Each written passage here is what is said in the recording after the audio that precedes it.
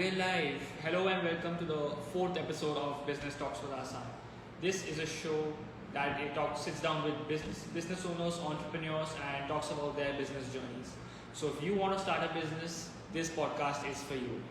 So today our special guest is Soumak Mukhopadhyay, the founder of Jyamiti and Sea, a really hot, innovative home decor startup based out of my favorite place, Goa. So, Somak, thank you so much for sparing some of your precious time with us. I remember when I first found out your brand on Instagram, and I really loved what you were doing. Thank you so much. Thanks for inviting me as well. Of course, it's our pleasure. So, first I have to ask, so you worked all over India and you've also worked in Switzerland. So, how did you Right. go from there to living in Goa? So, I mean, I'm really curious about that. So I actually have worked across different professions. Right. So when I was in Switzerland, I was an IT Uh-huh. professional. I had a Mm-hmm. I had an on-site stint in Switzerland, Yeah. and by that time, actually, I don't know whether you are aware of it. I before starting Jamiti and Sea, I was also a photographer. Yes, So yes. I shifted from Switzerland back to India to Uh-huh. kind of set up my photography business, to Okay, start okay. photography as a profession. I have been doing Yes. photography since a while at that time, and Mm-hmm. I wanted to take it forward and for some reason I felt that India would be a better place because at that time wedding photography, particularly in India, was picking up a lot.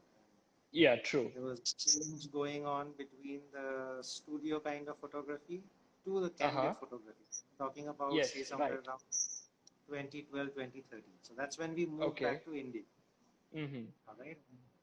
I still carried on with my job for about 5, 6 months. And then I Uh-huh. quit my IT job and moved into wedding photography as a full-time profession. Okay, Now, right. when I did that, I actually moved from Bangalore to Delhi because Delhi I thought would be a better marketplace to start the business, to start the profession. Okay, I see. And it Mm-hmm. was. I mean, it really helped us do well in the first few years, which is very important. Yeah, yeah. And then, so we were basically, we always, as a family, my wife uh, as well, we always loved quieter places. True, And true. Delhi slowly was becoming too much for us. There was too much of Yeah. rush, too much of uh, it's a bit chaotic in a way, right? And we Agreed, wanted to yes. move away from that to have more time for our daughter. She was also growing up. We wanted to have a better quality of life. So Yeah. that is the reason why we thought that, we wanted to shift away from Delhi. And Agreed. Yeah, Goa makes at that time sense. made sense because, again, in terms of wedding photography, Goa is a fantastic place. There are lots of Of course. destination weddings. Absolutely, you're right. Goa has a few advantages like, its proximity to airports. So Mm-hmm. although it's a quieter place, it still has a lot of advantages you would find with bigger cities. So that's one of the Mm. reasons why we shifted to Goa. Yeah. And yeah, I think it's been really good after that. Great, We great. are liking it here. So that's Uh, the that's re- how it happened. yeah, so the reason why I asked this is because Goa also has a very special place in my heart because I studied there. Like I did my engineering in BITS planning over there, so I really love Goa. Oh, that's nice to know. Yeah, Yes, yes. yes. So I lived there in for like 4 years. Okay. Yeah, then I Yeah, can understand. You have that connection to Goa. absolutely. Yeah. So, like, what's the story behind Jyamiti and Sea? Like, how did you decide to start a home decor company, like a home decor company? Yeah. Right. So Jamiti and C actually didn't really start with a very well thought of plan. All Uh-huh. right. So it started during the pandemic, during the lockdown. Okay. So because and I'm talking about the first wave over here, the first lockdown that Yes. we had. Yes. So because all of a sudden I found a lot of time in hand because weddings were not happening anymore, True. and Yeah. wedding photography also by now it has changed a lot versus how we had really joined. So the Yes. reasons why we had joined wedding photography, me and my wife, when we did, they were fairly different from the kind of wedding photography that's happening now. So I we see. wanted to Yeah. kind of scale down on that Mm-hmm. and see if we can do something else. Okay. Okay.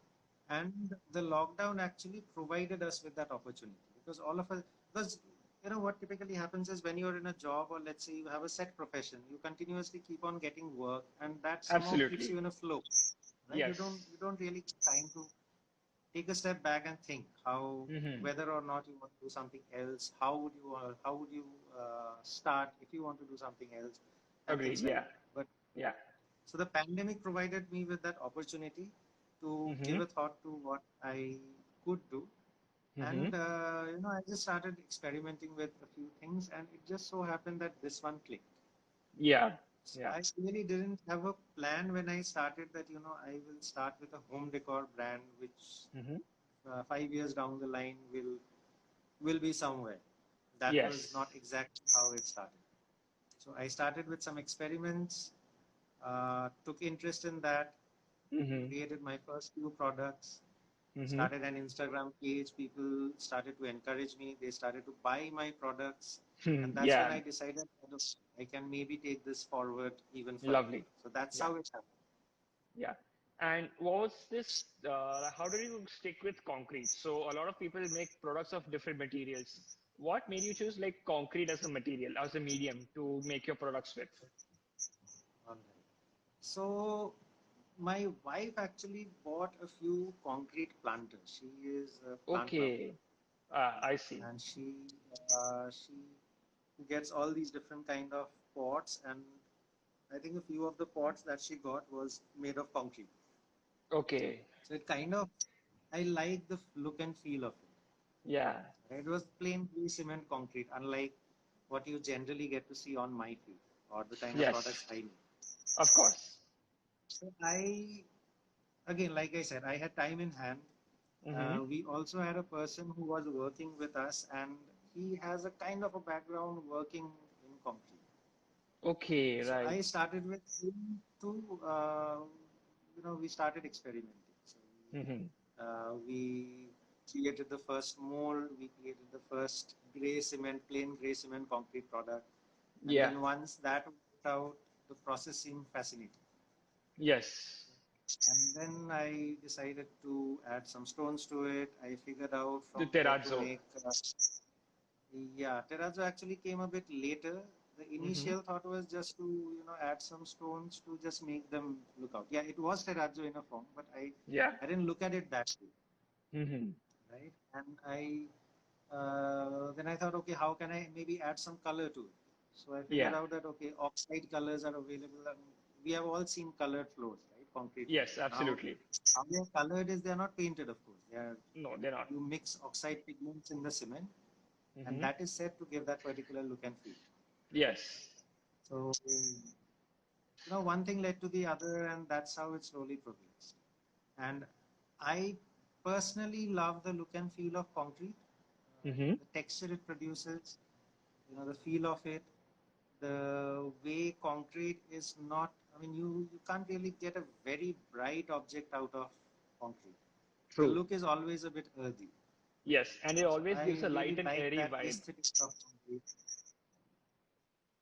Right, right. So I Yes. always like that aesthetics of concrete, and I Mm-hmm. decided to do something with that. So that's how actually, I chose concrete as a material Yeah. for my home decor products.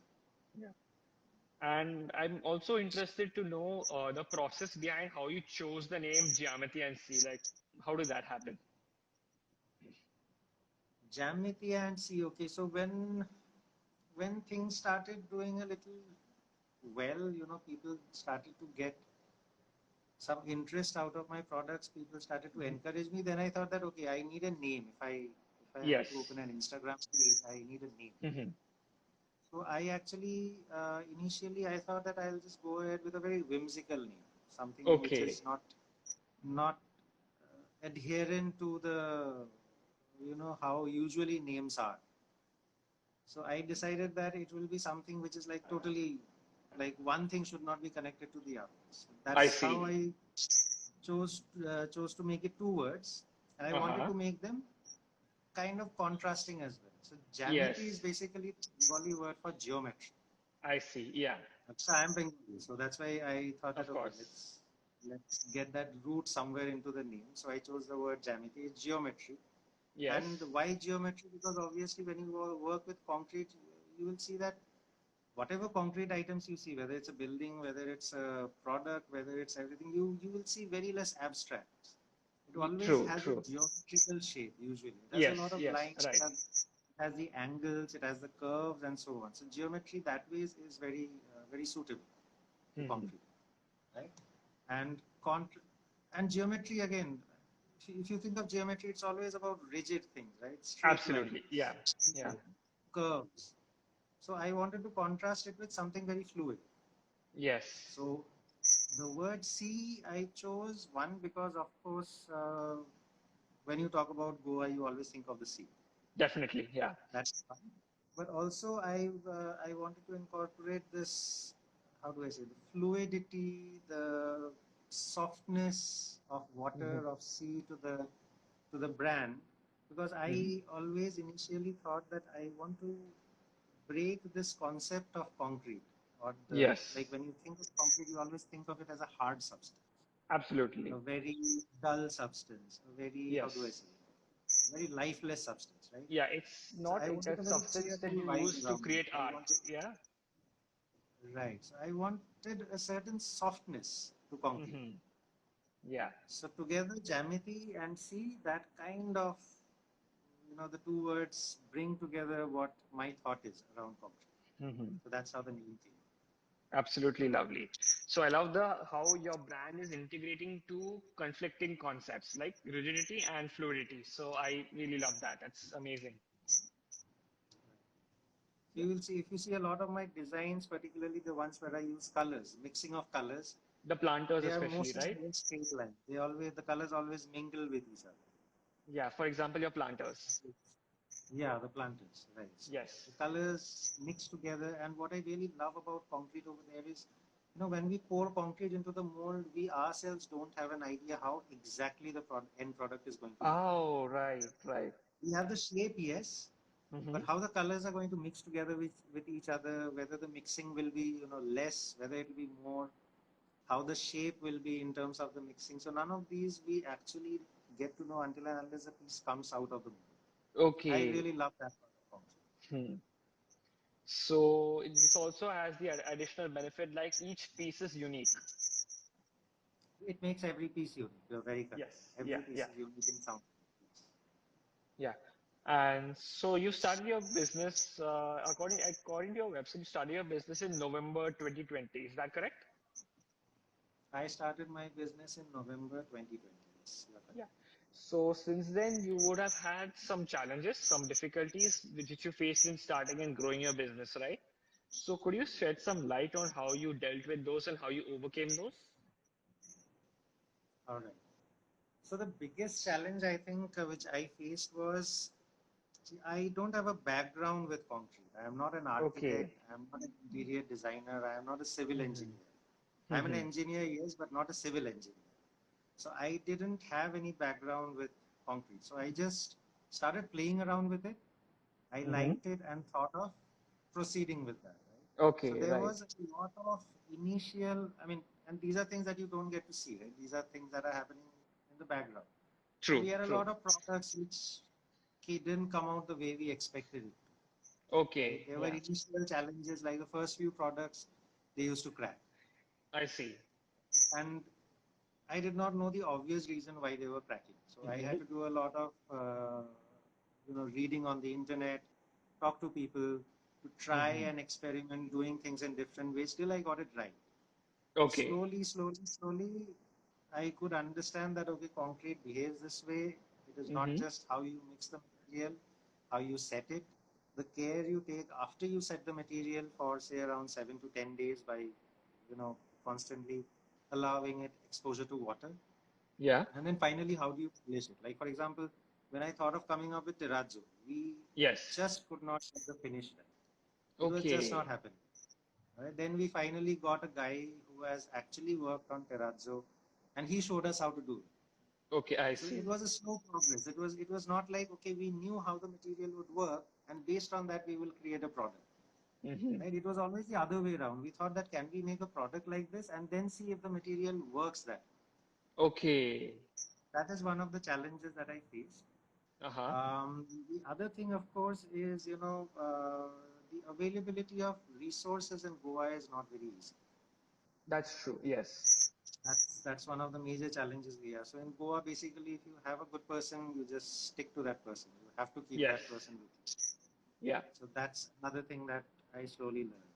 Then Mm-hmm. availability of raw materials was a challenge. It's Goa doesn't have a lot of options. Right? Agree. Yeah, If that I were to I'm not. say, for example, Bangalore or Delhi or Mumbai, I could just walk into places where you get all these raw materials, and there would Mm-hmm. be a lot of options available to me. In Goa, I don't have it. Hmm. Okay. So Yeah. some of the materials I actually source from outside Goa. Okay. Like the stones, I don't have a supplier in Goa. I get the stones that I use in terrazzo from Rajasthan. So I I have a see. supplier Right. over there. Right. Right, the mold materials I get from somebody in Maharashtra. Hmm. Then different sealants I get from different places. So none of my suppliers, other than cement, are actually from Goa. So that's one of Okay. the major challenges I face. So I think yeah, these were one of the few challenges I faced. I also believe I'm not very good in marketing. When Okay. you're establishing a brand, marketing is like one of the most important things, Of course. Absolutely. right? Yeah, I So, personally don't believe I'm very good in marketing, so that I'm so working did on you? it. Of course. So, are you getting outside help for that, or are you like going through the process on your own? No, so as of now, I am doing it myself. Okay. Because see, one of the challenges of small business also uh, is the capital, Definitely. Yeah. right? And since it's a brand which I have built up without any external support so far, Mm-hmm. I didn't want to give marketing to just about anybody. Of course. In Yeah. my previous brand, I tried to do it with few people, but then what I saw is that people who charge less, I mean, not Mm-hmm. all of them, of course, but people who charge less, they also don't have that kind of experience. I see. Yeah. So I had some level of experience on say things like Instagram and all from my previous brand, Mm-hmm. which I'm trying to use and learn from that. Mm-hmm. So yeah. So currently you're mostly getting your customers from Instagram, right? I suppose. Sorry. So you're getting most of your customers currently from Instagram, right? Yeah, my business is almost totally Instagram driven. Okay, right. So what advice would you have to aspiring e-commerce entrepreneurs when it comes to building and running your business and also building a proper online presence like the one you've built on Instagram? Do you have any insights you can share? Okay.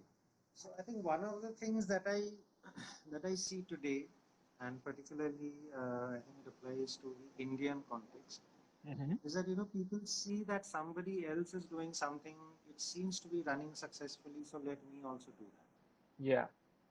Right? That's how most people think. But I think what the problem that happens in that is slowly and slowly the market gets overcrowded with that thing, and then it's very difficult to stand out. Yes. So I think when somebody is starting a brand, it Mm-hmm. makes sense to give a thought to how you're going to make it different from others. Yeah. You have to find your differentiator. Until and unless you find your Exactly. differentiator, why will people come to you? True. Why, True. for example, for an e-commerce or to buy something, why is it that somebody will not want to go to Amazon but will want to come to you? Yeah. Yeah. Right? So you have to think in those lines. As long as you're able to find out that differentiation Mm-hmm. and you build the other one way of having differentiation is you have a story that Yes. you're True. doing something in a different way, or you have Mm-hmm. a particular how do I say, you have a particular objective that you're solving through your business. It could be Yeah. charity, it could be helping artisans, it could be whatever Of it is. course. You need to Yes. have a story, and you have to Yeah. stick to that story. So just, my advice definitely is it's not a very good idea probably to start something just because somebody else is doing it and it seems to be Mm-hmm. running well. Okay. Because for each such brand which is doing good, there are probably 10 brands which are not doing good, Very true. Yeah. right? And we always notice brands which are doing well versus the brands which are not doing well. Absolutely. Yeah. That's a very right. Yes. I think that is one of the main things. Yeah, I Mhm. think that's one of the main things I would like to tell. Yeah, so I like this part about differentiation that you mentioned because it ties into my next and I think final question. Uh, is there a particular code that you have to crack to sell to the Indian customer? Like, have you been able to consistently, like, how do you consistently make sales in the Indian market? Because it's a pretty tough market, as I'm sure you're aware. So, yeah, how do you do that? Right. So I try to, I mean, I told you, right? Instagram is my main channel of doing business. So I try Yes, to stay active on Instagram. I often, have conversations with my customers, yes, yes. and I sometimes take a genuine interest in what they. So that helps me. That has helped me so far. That is, and I've had some fabulous customers who have helped my business by referring me to others, and Wow, this great. was particularly important in the initial days. So Hmm. I think, yeah, that kind of that communication, which I try to have, sort of help. That Hmm. is that is one. And can you just repeat the question? Yeah. It's been So this. how did you Yeah, okay, I remember. yeah, selling to the Yes. customer, right? So, So, yeah, the other thing is I don't intend my website to be a proper e-commerce platform. Although I have an okay. online shop, Mm-hmm. but I have never really, um, tried to make it in a way that will be the only thing or that will be the only place where my products will be available. Okay. So I have tie-ups with certain platforms, Okay. uh, certain e-commerce platforms, which I like talking to the team. I like their concept. I felt that they are a bit different Mm-hmm. than the others. Like for example, I am not listed on Amazon, Yeah. Yeah. but I'm listed on some other platforms. So I choose my platforms, some good Okay. platforms. I I, I depend on them for sales. Yeah. So And do not you? the Mhm. entire team, particularly the products, is happening through Instagram. Okay. And do you also sell offline, like in a physical store? There are a couple of physical stores where I have my stuff, Okay. but they don't form the bulk of my sale. I think Of course. And as they're of just in Goa, now, right? I would say that probably less than 10% of the sales are happening from physical Mm-hmm. stores. But I am not listed in too many physical stores, just a few. Okay. And that also mostly in, why mostly? I think that also completely in Goa. Yeah. Yeah. So yeah, I guess that's it. Yeah. So Somak, thank you so much for giving your time. It's been a pleasure talking to you, and your insights have been again really valuable. And yeah, really enjoyed this conversation. Thank you. Same here. And I wish you guys all the best as well. Thank you so much, Somak. Yeah. Okay.